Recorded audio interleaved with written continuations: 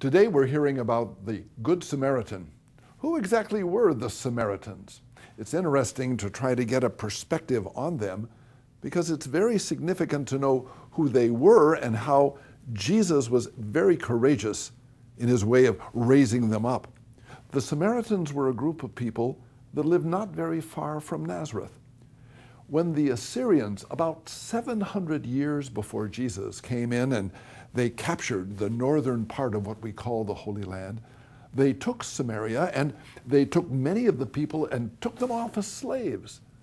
But those that remained, they began mixing slaves from other countries to be part of what Samaria was. So Samaria became, during the time of the captivity of the Assyrians, a place of real mixture of Jewish background. Well, when the captivity ended and the Jews came back, whoa, it's amazing how much they disliked the Samaritans because they had intermarried. They didn't remain faithful.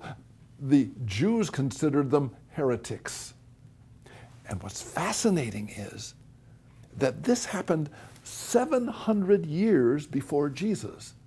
And so Jesus, as he moves through the land in which he lives, when he speaks of a Samaritan as being the one, not the priest, not the Levite, but the Samaritan who reaches out and takes care of the person that's suffering, you could almost feel the grinding of the teeth and the anger that Jesus, a Jew, would say a good thing about a person who, again, for 700 years had been the great object of prejudice.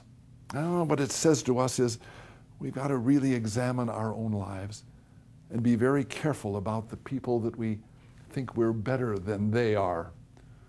It might be Jews, it might be Muslims, it might be Catholics, it might be Protestants, it might be people with different colors of skin, different languages.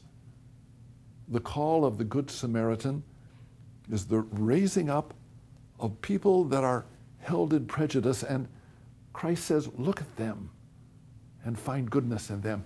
And also, and this is what's really fascinating, the initial part of this gospel is, how do you get eternal life? Well, we've got to go to church, we've got to say the rosary, we've got to love our neighbor. But the call of Jesus at this word is the key to eternal life is also loving our enemy and the ones that we feel bad things about.